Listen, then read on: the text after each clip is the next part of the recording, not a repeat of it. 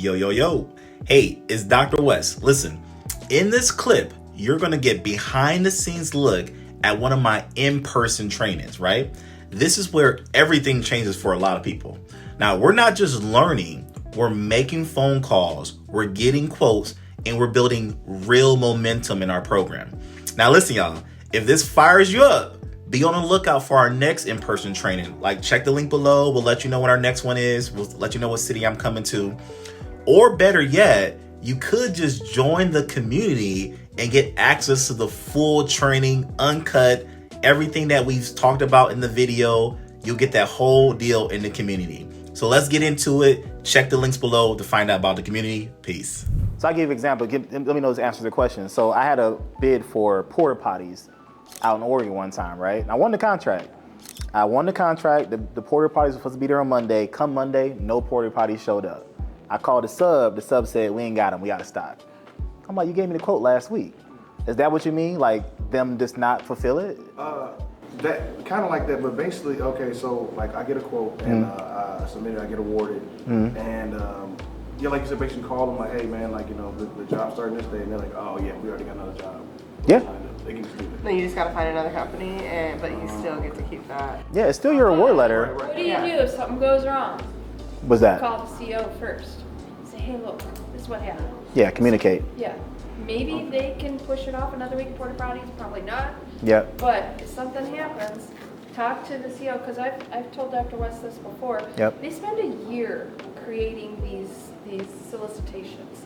And within that year, many actions happen. So they do a lot of planning for this. So if something goes wrong, after they spend a month and a half trying to decide if this company's right or that company's right, a little glitch like that, they might be okay with. Might be. Yeah, they might work with you. And we've had it happen. We had students who won golf cart rental in Florida. Many times. Golf cart rental in Florida. She won the contract. You bid on that one?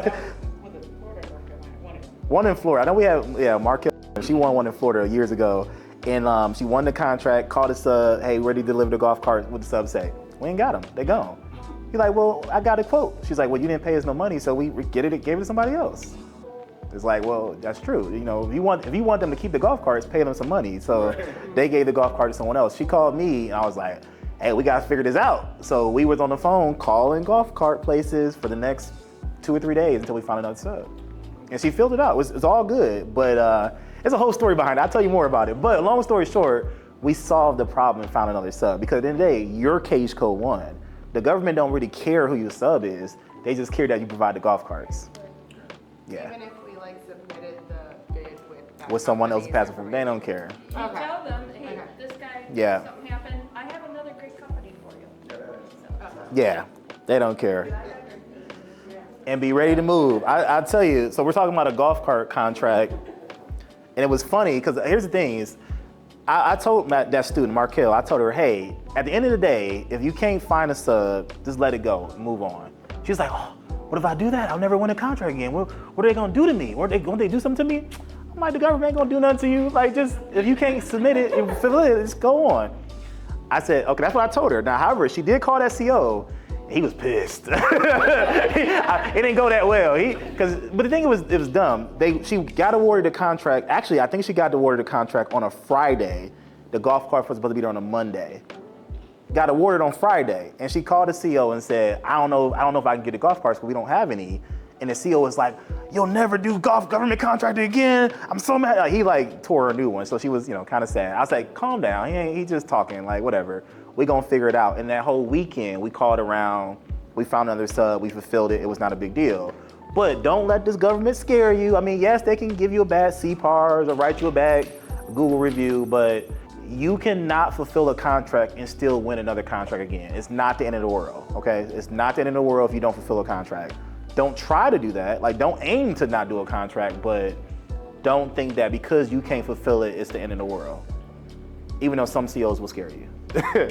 Like this one. And he's rightfully so, because it was an event. Because it was an event and it was on Monday, well, I need golf carts. I'm pissed off at you. Okay, but golf carts in Florida, every other street. Yeah, they're everywhere.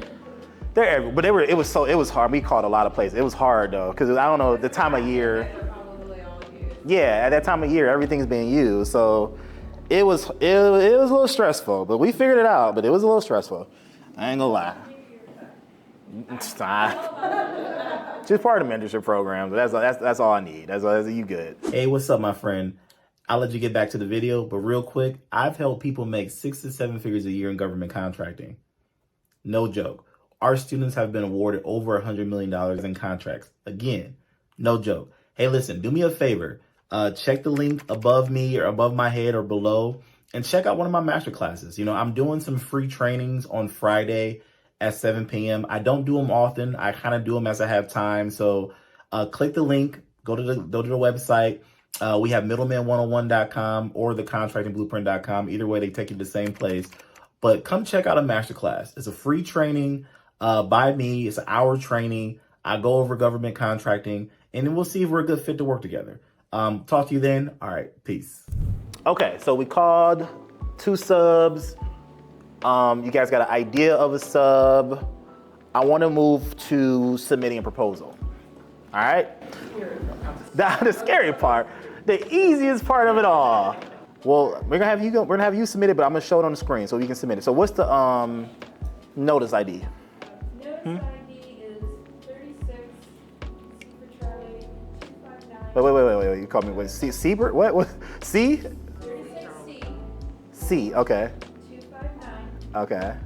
25Q, 0560. 60. Okay, got it. All right. Okay, so let's talk about submitting a proposal. So let me zoom in. A little bit. Scroll down past all this. Don't freak out. Oh, this one's not gonna be that hard. It's only got one document. And all that's in the document. And all that's in the doc. Okay, this is gonna be pretty straightforward. So let's open up the document. However, now again, did you call to see on this one yet? Do you happen to reach him? I talked, I think it was only virtual. She wasn't available, but she answered my questions. And then she pinged me back a couple days later, hey, really looking forward to your bid on this. So I don't think there's a whole lot. Cool. Quotes are to be provided to Stephanie no later than June 27th. Quotes should not be hand. I thought it said hand carried. I was like, what? Quotes should not be hand carried. I saw one time. Sorry, side note. I saw one years ago. It was like it had to be hand delivered, and it was in Hawaii if you wanted to bid on it.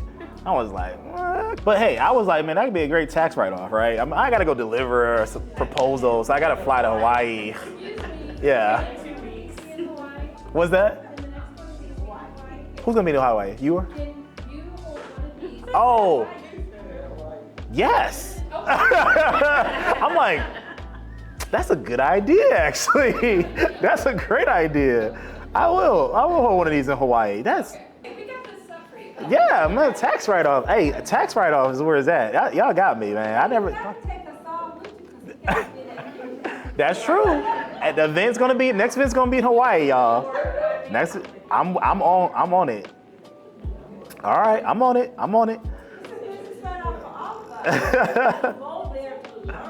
Absolutely. It's a business write-off. I'm down. Okay, so we're gonna email the quote. This is awesome. Okay.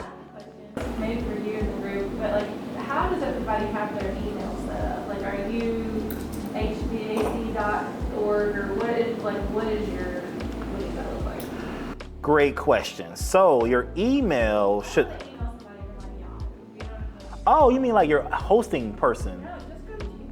Yeah. So great question. So here's the thing: the government don't care. One of my mentors, Jonathan Howard, his email is howard.jonathan@yahoo.com.